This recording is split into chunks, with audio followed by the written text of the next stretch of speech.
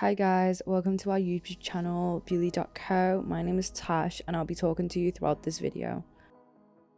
So Lucy has come in for her graduation nails and these are the inspo pics. She wanted a little mix and match.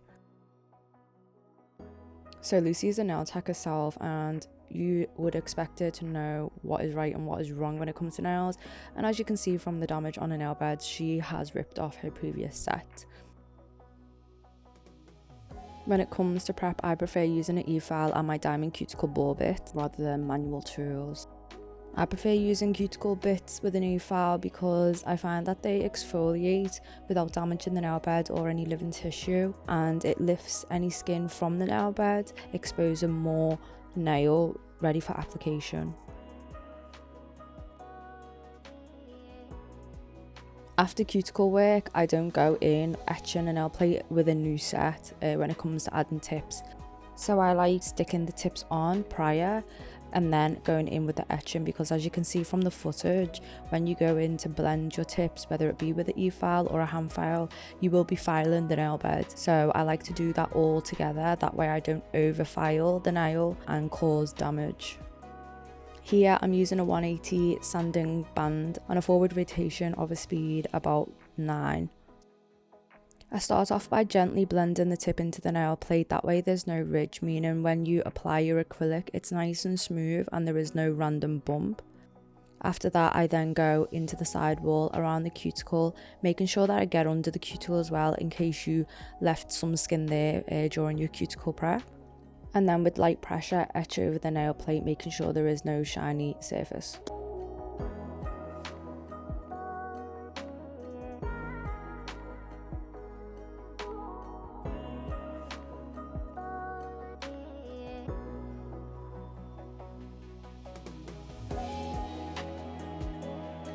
Now this step is totally optional, but I like doing this to make sure that there is literally nothing on the nail plate left, so there is no lifting.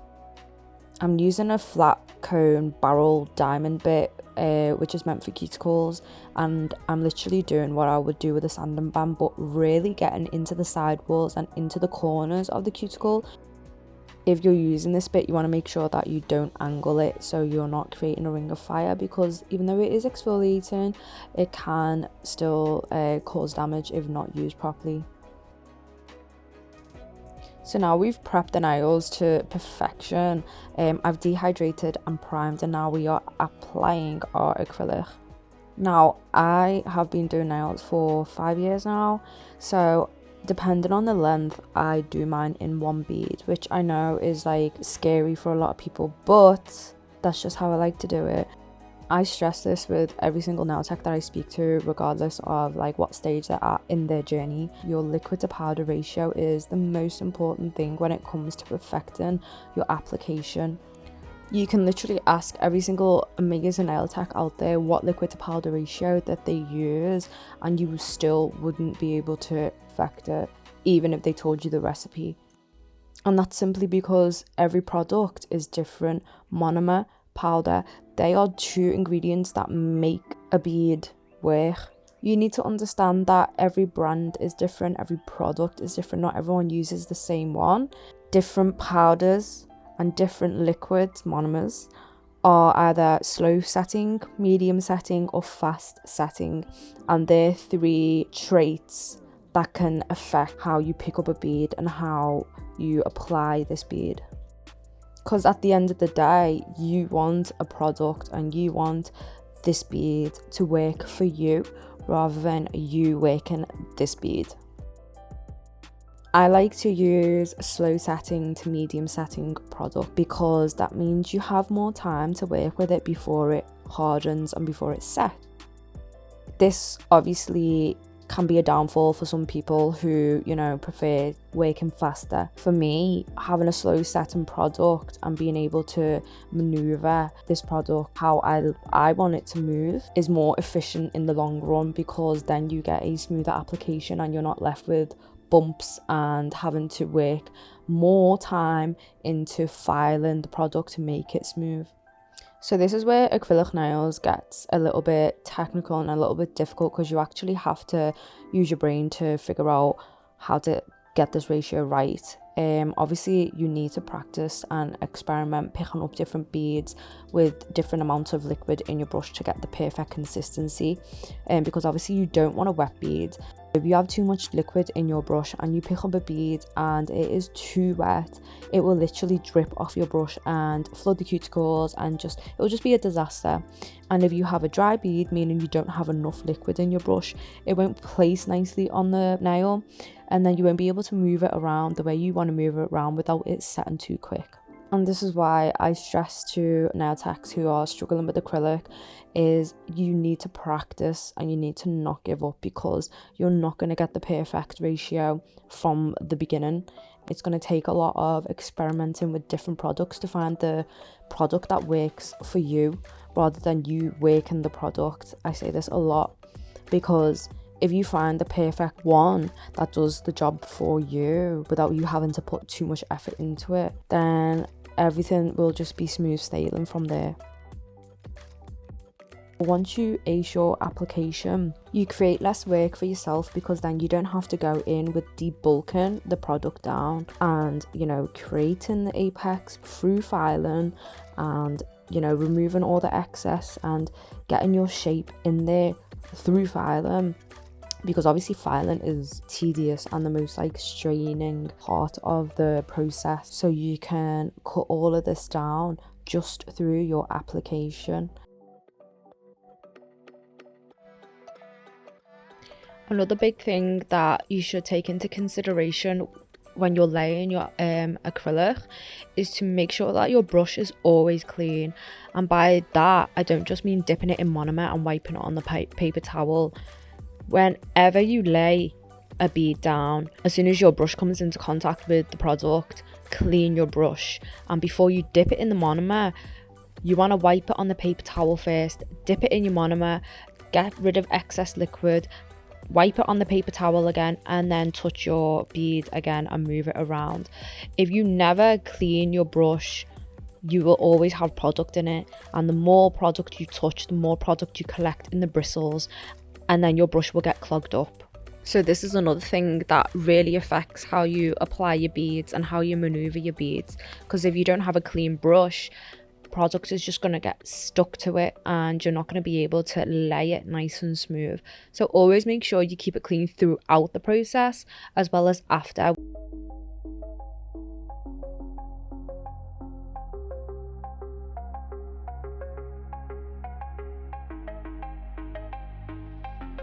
Now I've laid all my acrylic and I've let it set, I'm going straight in with shaping. So I'm using a 100 grit file and I'm going in with the sidewalls, making sure that they are nice and parallel, nice and straight, nice and vertical. They're following the growth of the nail bed, the shape of the nail bed, and I'm perfecting that free edge, making sure that I'm holding my file at a 90-degree angle to make it straight and sharp.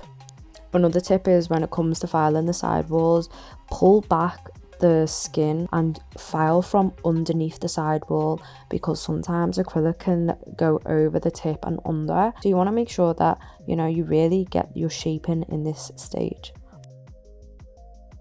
Make sure that you don't overfile the sidewalls, because if you overfile sidewalls, that creates a weak point on the natural nail, causing snappage and breakage. It can also allow the natural nail to come away from the acrylic, which then exposes the natural nail to water and can cause greenies.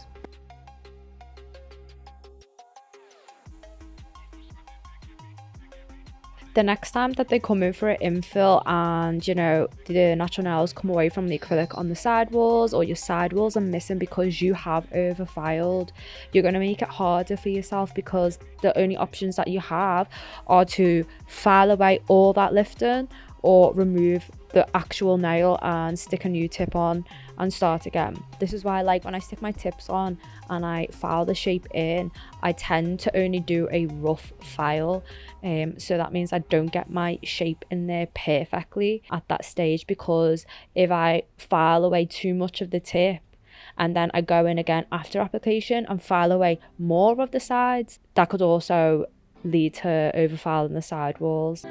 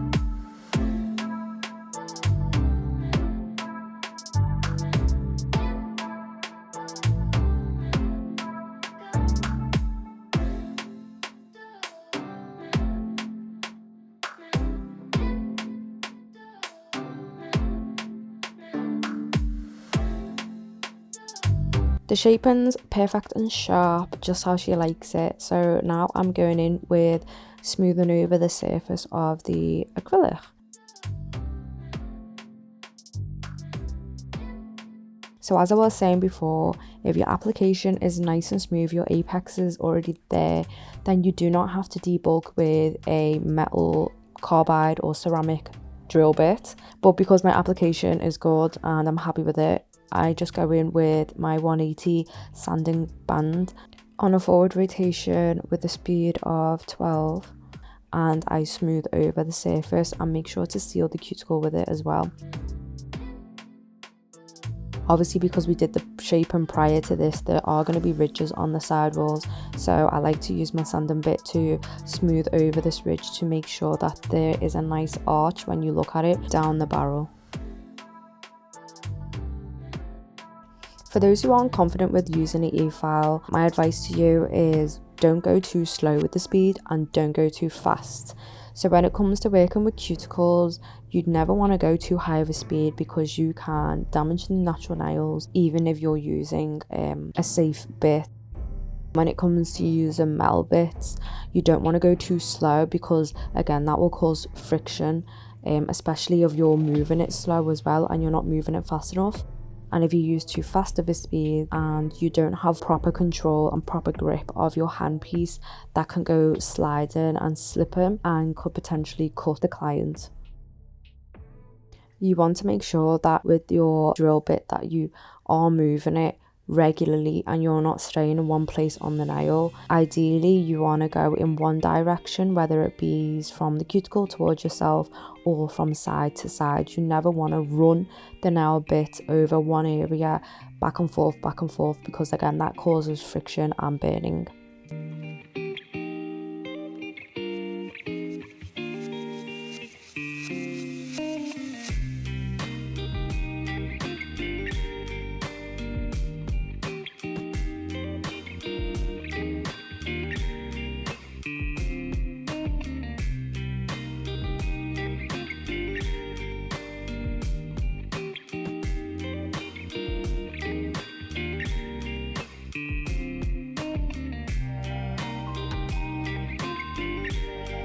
So now we are done with the prep, with the application and with the shaping and filing. So I'm dusting and giving them a quick buff, ready for artwork.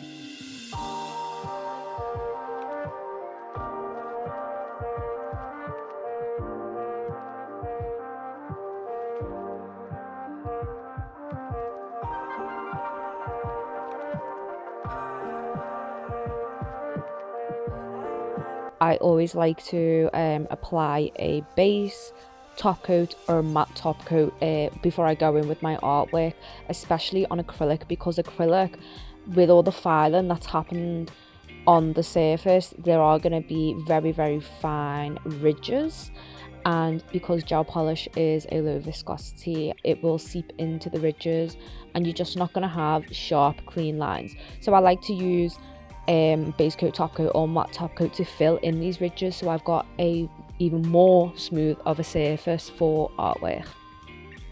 Obviously, if you've applied a gel colour on top of the acrylic, you don't need to do this step because you've already painted gel polish over the acrylic. So as long as you're not painting directly on acrylic, then you're going to be fine and your gel artwork isn't going to bleed into the surface. But this is totally optional. This is just how I like to do it because I like to do a lot of detailed artwork, and when I do art and the gel bleeds, the final result just doesn't look clean. So it's just a little tip. Anyways, enough talking. I bet you guys are sick of hearing my voice. We're on to the artwork, so enjoy the process.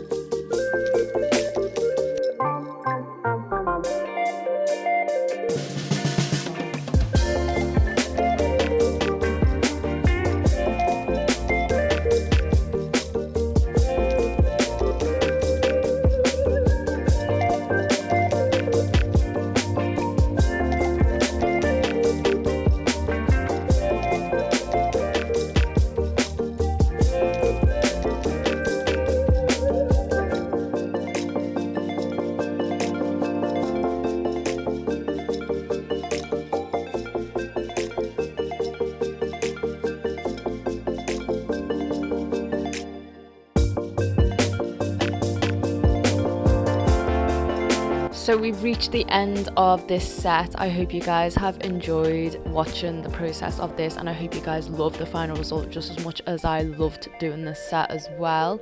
Don't forget to hit the subscribe button, give us a like, and leave a little comment below what you want to see next. Thank you guys for watching, and we'll see you in the next video.